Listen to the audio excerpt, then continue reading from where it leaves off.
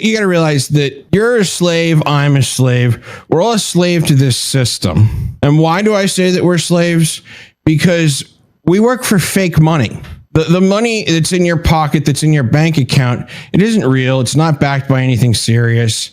If their actual dealings were ever exposed, their financial empire would collapse overnight, and what backs our entire economy would go up in smoke. They essentially rely on that to survive, knowing that they've made us all complicit in our own slavery, because the alternative would be a chaotic collapse of the global financial system. So we're all collaborators. And that's while they're not only paying us with worthless money, but then making that money intentionally inflate in value to rob us even further. So that the dollar we save today will have maybe 20% or less of the purchasing power by the time we retire. What's that? That's just a backdoor to screw you. Screw everybody. You got to understand, in this society, there are slaves, which is everybody who isn't somebody. You might not want to admit it, but you know if you're on the side that 99% of society is on, as in you're not a slave owner. But there's a collection of people in the middle who I call the plantation overseers, who have somehow tricked themselves that it's advantageous that we all operate in this society where the only value anything has anymore is as an economic function. They've sold out, and they've sold out your dignity and my dignity and the dignity of your families and your future children and all future children. For what? For fake money, for temporal status. Why? So they can be slave drivers on a plantation state that's operated by people who are about as creative and worthy of power as a late stage Roman emperor. That's pretty much it. They'll work on any, and obviously what we're talking about here is your classic, anything from classic corporate middle management to academia to, pharma. And there's all these little individual plantation states that operate within a plantation society. And you have the majority of people on those different plantations are essentially slaves. A small collection of Massa's most loyal overseers to make sure the livestock work real good. And that's really what corporate management comes down to nowadays.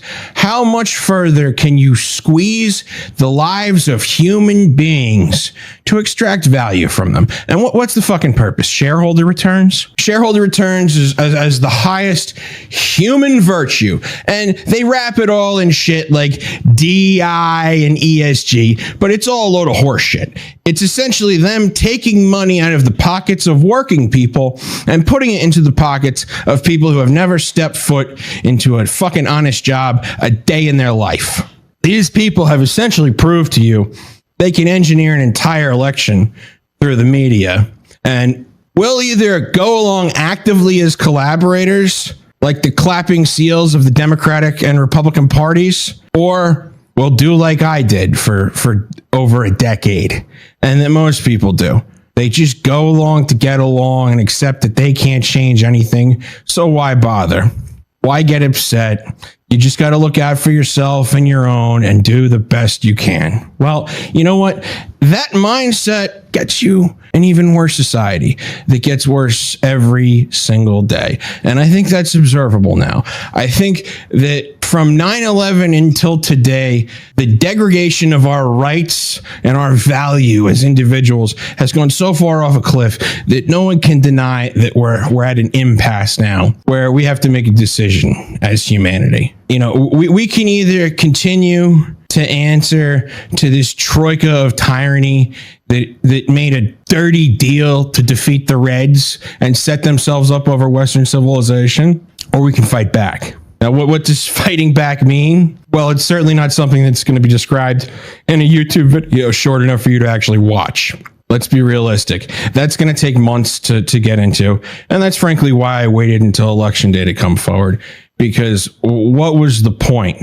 I'm certainly not going to help Kamala Harris get elected. And anyone who's ever read a copy of the book I wrote knows my feelings on Donald Trump intimately. So the amount of people who are going to be ready to listen So the fact that we need an alternative is not going to be higher until after this election, unfortunately, because there's going to be a whole lot of people that are very disappointed one way or the other. And frankly, everyone should be disappointed, because with each election that progresses, things just get dumber and dumber and dumber. For what? So that a bunch of oligarchic donors can battle over the window dressing? Because that's all they fight over. I mean, it's nothing significant. No one has any solutions to the problems, the actual problems affecting this country, because they're all built in.